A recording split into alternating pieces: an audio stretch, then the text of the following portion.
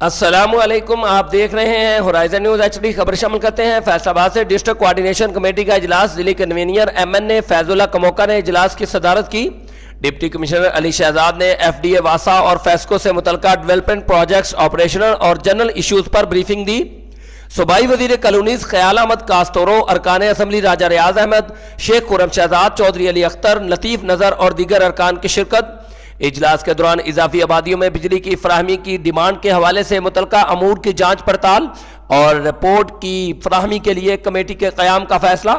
اجلاس میں ارکان اسمبلی کی طرف سے بعض عوامی مسائل کی نشاندہی پر ڈپٹی کمشنر کی متعلقہ محکموں کو عمل درآمد اور تعمیلی رپورٹ فراہم کرنے کی ہدایت۔ ڈپٹی کمشنر علی شہزاد کی DD ڈیولپمنٹ کو منٹس آف میٹنگ ارکان اسمبلی کو فراہم کرنے کی ہدایت۔ اجلاس کے دوران فیصل آباد parking company, traffic management, PHA، FDA و دیگر محکموں کی سروسز کے معیار کو مزید بہتر بنانے کے حوالے سے تجاویز کا تبادلہ۔ Report Hammad Soomro, divisional bureau chief Faisal آباد، ہورائزن نیوز HD۔